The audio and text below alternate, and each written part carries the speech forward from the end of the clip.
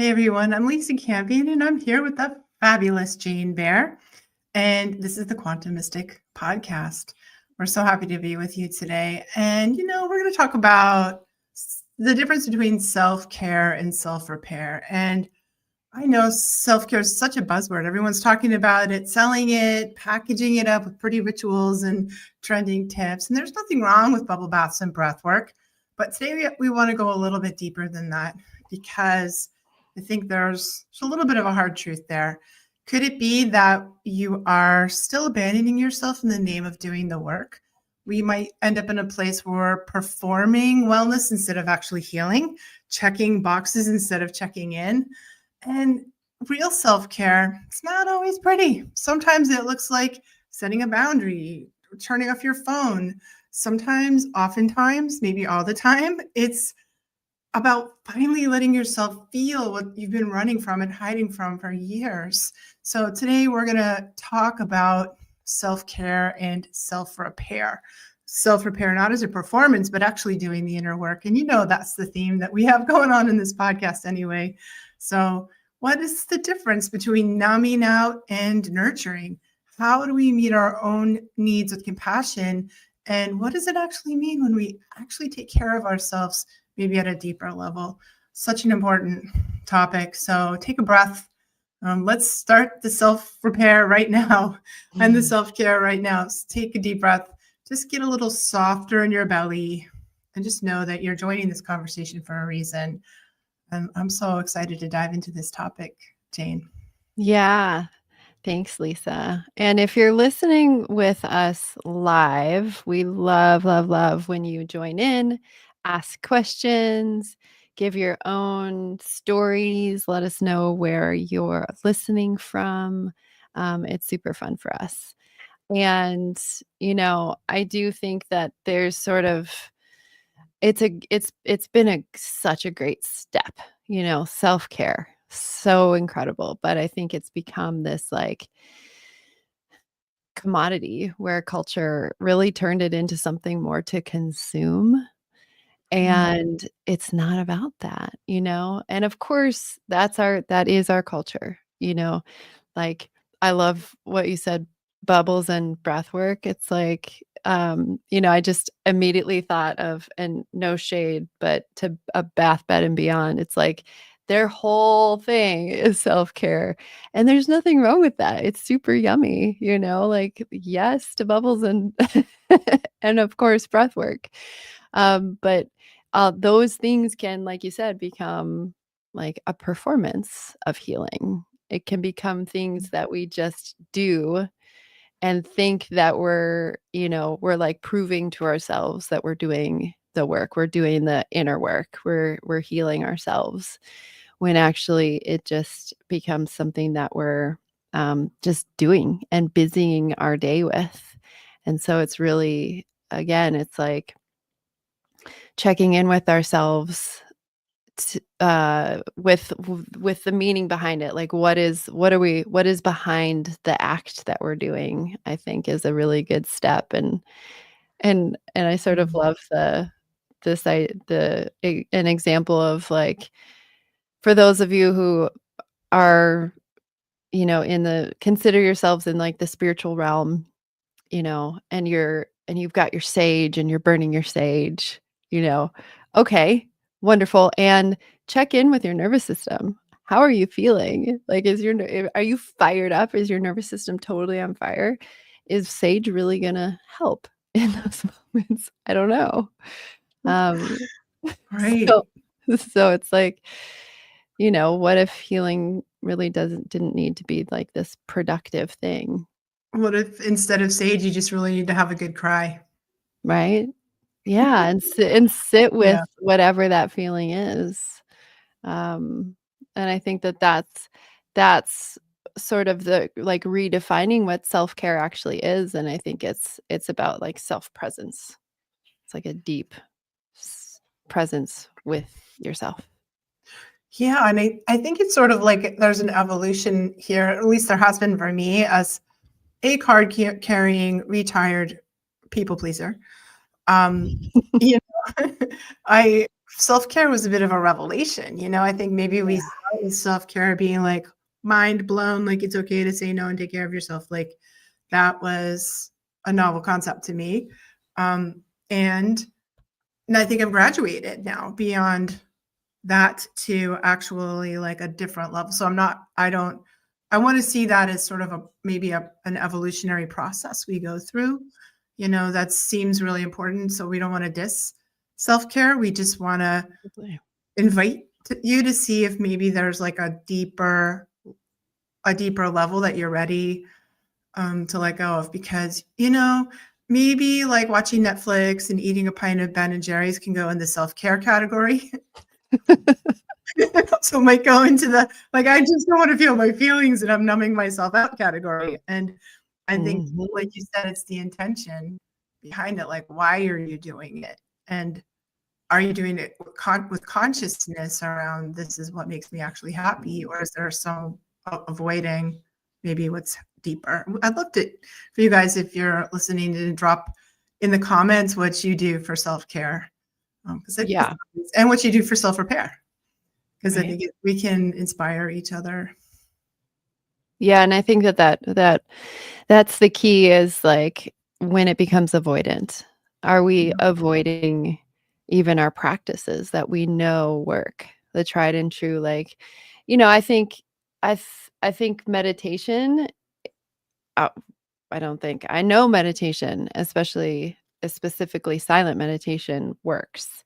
And it can become another thing, if we're meditating to leave our bodies and to, either go into other realms or do a guided meditation so that we're sort of avoiding again the feelings that we're experiencing and having.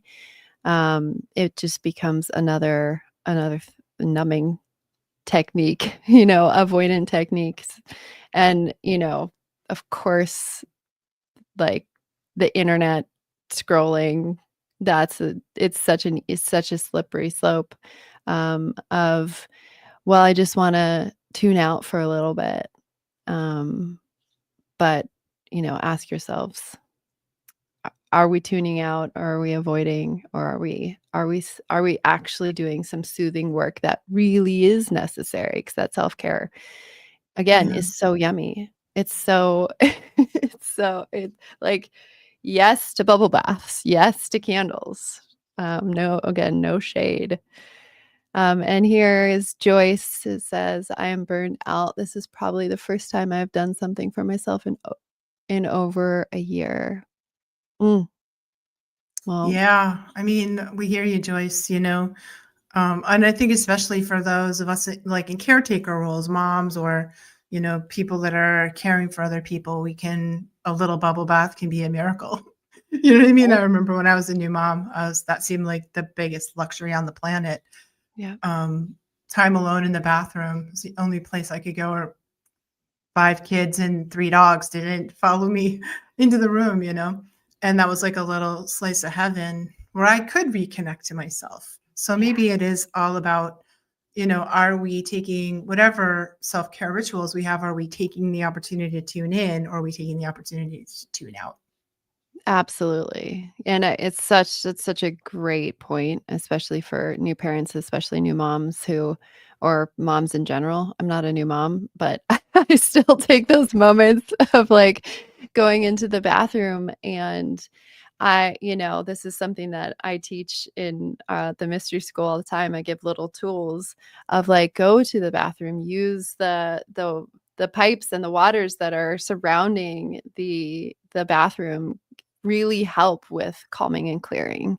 And so Mm. shut yourself in, even if it's a public bathroom, shut yourself into the stall. But are you bringing your phone? Are you tuning out? Are you numbing? Or can you just sit there and be in silence and take some breaths? Those like deep breaths to really tune into what you're feeling in that moment. Those are completely different experiences. So you're taking that same amount of 2, 3 minutes, but you're checking in and you're coming into presence into your body. Mm. We have Thomason. Hi. Thomason, she's got some great ideas in there. Yeah, yin yoga, salt baths, walking in nature, listening to soulful, soft music, watching Netflix with a pint of ice cream, hang out with the birds, squirrels, chipmunks, and deer in my backyard. All great self-care. Yeah. Um, and and I think that, you know, the bridge here is that self-care and true deep self-love, and this bridges into consciousness work. When we're doing this healing, this deep healing, it's like it's when we stop really resisting what is true, what is present right in front of us. Right. Yeah, and What I think like, self-care seems to me like for me, and this is just my own definition of it. I don't know how I think about it, but self-care is kind of like the day-to-day practice of finding loving ourselves, like treating ourselves with actually loving kindness in the moment. And self-repair is like it's like going back in time and doing cleanup work from when you had trauma or when you had wounding, so self-repair might be like therapy or, healing work or, like repairing the damage that we've all had is kind of like self-repair. And then I think about self-soothing is learning how to soothe ourselves in the middle of a nervous system disruption. So I always break things down in my mind: self-care, self-repair, self-soothe, as kind of there's slightly different skill sets and we really need all of them. Yeah, I totally agree. Yeah. And again, Thomason says, I'm at the age where I now ask what would feel good to me today, and I follow the guidance. I love that. Um, and I don't know the first name, but L Blacker. I have an outdoor bath now. Yay, Oh bathing my in god, nature. that So sounds like yummy. heaven. I would love that too. I had to cop to being kind of a bathtub girl. Like I take a bath almost every night. Mhm. And sometimes my cat falling off the table. Sometimes she jumped on a pad of paper and went flying. She's stalking away with really ruptured dignity right now. um yeah, and sometimes when I get in the bath, I just do like you know um tune out. Like I really am scrolling on my phone or listening to a podcast. It's sometimes I'm using it to deeply nurture myself. It depends on the day. So um I'm sometimes guilty of the tune out moments. And I think about it. Now I'm at least trying to make a conscious decision to do that instead of unconsciously tuning out. Like, what do am I going to tune out? If I do tune out, I usually set a timer because Yeah. otherwise otherwise you don't go into the like doom scrolling rabbit hole and where time disappears. Well, My cat, my cat's name is Tinkerbell, but we just call her Fluffy Pants. it's very fluffy. She's very fluffy. Yeah. Hopefully she'll make another appearance with us. Holy money. Oh my gosh. Well, and so, when we're talking about this presence of with ourselves, like it can become chronic abandonment, which is a dysregulated nervous system. This is like actually the biology, our biology of disconnection. But when we disconnect from our body, we disconnect from bringing it into quantum terms, we disconnect from the quantum field of coherence itself. We're not in like awareness of creating the life that we want, that we desire. Um, so I feel like that, the timer is such a great tool. It's like, and just really being present with ourselves. When do I leave myself? You Yeah. know, when do I numb my emotions, with even work, with spirituality, with caretaking, um, being really, really honest when we're performing for ourselves All or right. maybe for others, right? Yeah. And I think for me, like it's sort of this horrible catch 22 that the longer I go, not really tuning into my feelings, they kind of build up and build up and build up, and then I don't want to because it's like sitting on a powder keg, you know what I mean? Or it's like, oh, I really don't want to. really don't want to look in that bucket right now because it's super full. Yeah. So, and then I can see how there's this horrible slippery slope we can get into where we continue to choose the tuning out because it just seems like there's so much to process.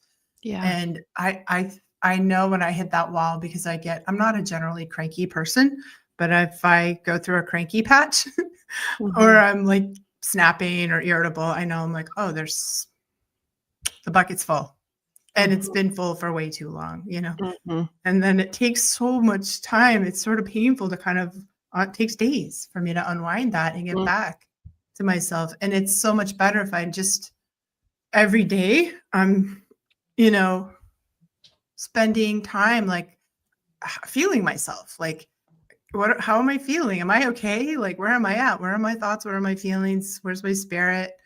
Kind of going through the 5 layers of the body, the 5 layers: the physical body, emotional body, mental body, spiritual body, quantum body, and checking in with each one of those because it's really cleaning your house. If you do it every day, it's not such a big deal. But if Mhm. you wait months and then it's horrible. Totally. Totally. Yeah, and I know this about myself and just my own design is I have a huge capacity to hold a lot. And so when I get to that, like, tipping point, I just sort of I have to crash out. I have to just, like, go be by myself, and I've sort of got it down in a way where I can clear myself out pretty quickly, but it really is something that we need to do daily, even, as you get deeper into the healing work. I think it's minute by minute. I think it's really Yeah. moment in every moment, bring yourself back. Um, Yeah, for sure. Mocha Medicine. That's a cool name. I'm almost 90 days in, daily 11-minute Kundalini meditation to rebuild self trust and discipline. It's been wow. As of November 1st, I shared 10 more habits and just wow, so much has come up to be released. That's awesome.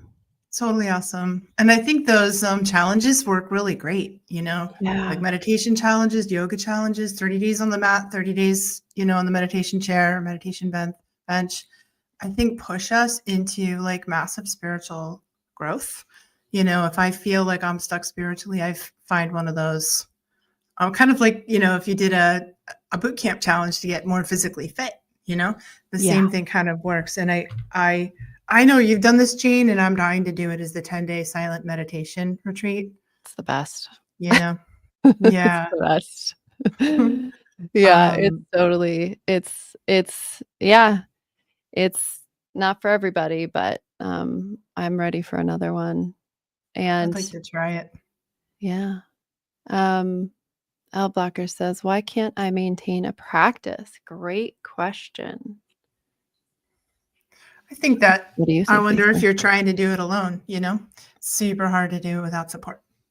And I feel like if it's meditation practice, get with a sangha, get with a group, have a teacher, have a method. I find it super hard to do alone, and that's part of what we do in the mystery school. Is we have, um, it's an 8-month long program that creates a container with support and peers and weekly check-ins that that holds you to consistency, to accountability, because soon, that pesky ego hates having the spotlight shined on it, and it will come up with all sorts of dodgy little ways to try and sabotage you from your practice. But I Mhm. think, I think really for me, I know for me, it's been having support in my life. That's what helps me continue. When I get wobbly, I call Jane and I'm like, I don't feel like meditating today. And Jane's like, get on the mat. Yeah, I think it's that's awesome. In going right back to, our friend here, Mocha Medicine, I've been consciously resisting this shadow work for about a decade, So that's kind of the key there is, like, figuring out your own discipline and what the block behind your own self-discipline is. I think is important for all humans because we're creatures of comfort, but we cannot do this work in comfort. We need resistance. We need pressure. Pressure actually creates, just like the diamond, it creates like it helps us know ourselves and learn about ourselves. And so, just starting with something. I mean, my gateway was yoga. And in part, and I started when I was really young. Actually, that's not true. My gateway was meditation.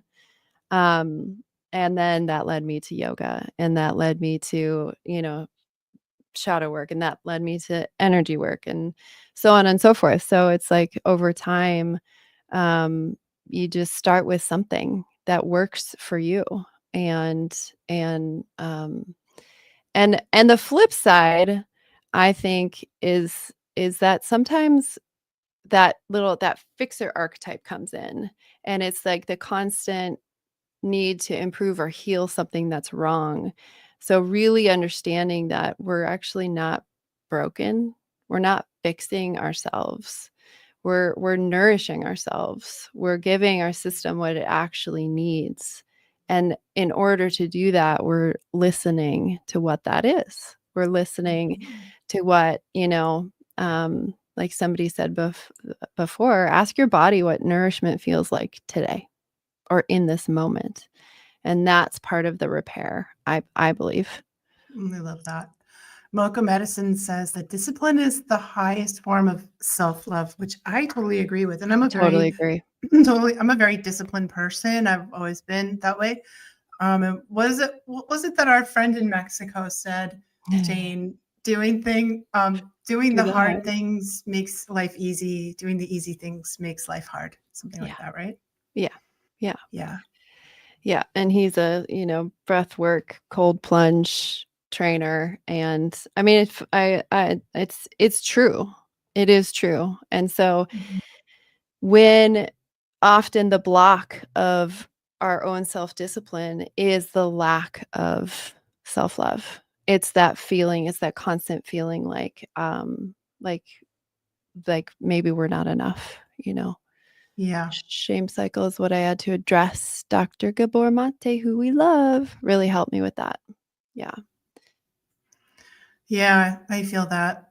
And also, Mocha Medicine's talking about writing. Um, it's been starting with 6 pages a day, and I'm in the middle of writing a book right now, and I have deadlines, like serious deadlines from my publisher that I cannot slip. And I was up to this morning at 5:30. I got a very full day, but I was up this morning at 5:30. Did I want to be up?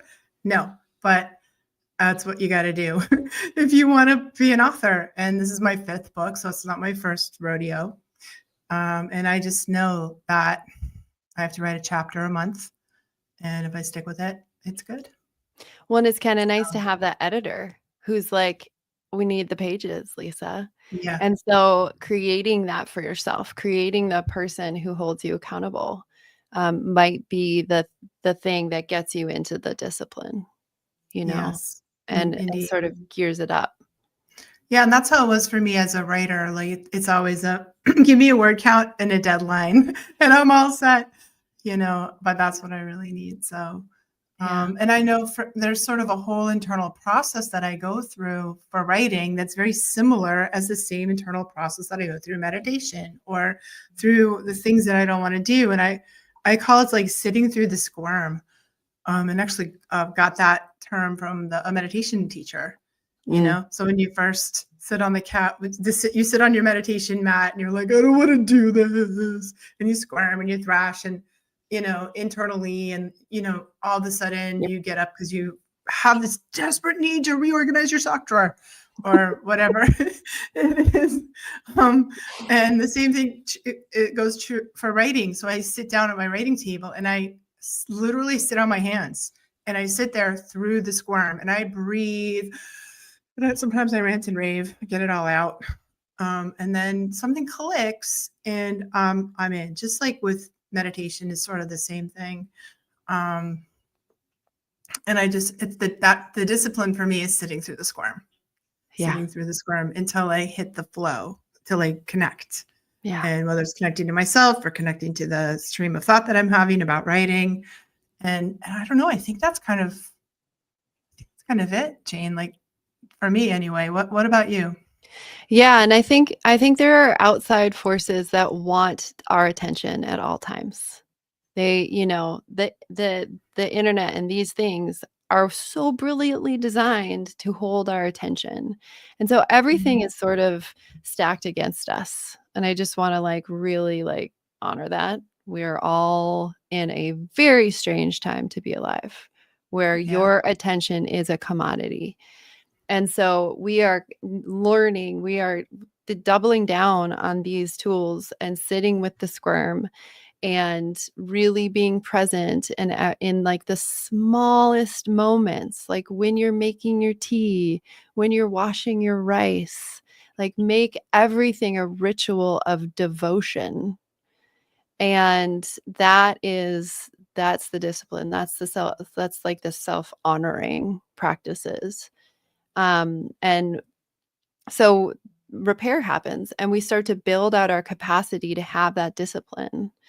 Right. And but it takes work, and it takes sitting and being present. And, I mean, I'm always like closing my eyes and taking breaths into my body is my number one go-to.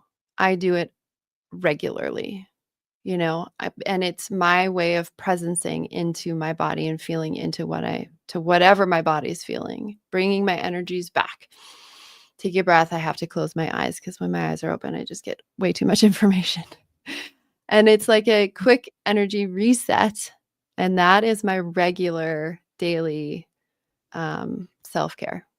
And and Mm. also, really like each moment, you know, every single moment if you have an animal and you're petting your animal, you're saying hi, like really be there and say hi to your animal, those little things are self-care. Mm. Yeah. So we can sort of sum that up by saying anytime we're fully present in the moment with ourselves Yeah. and what's happening in the moment, it's like radical mindfulness, Yes. that's self-care. Yeah. I think. Yep. It's something that you become. You should write a book about that, Jane. Okay.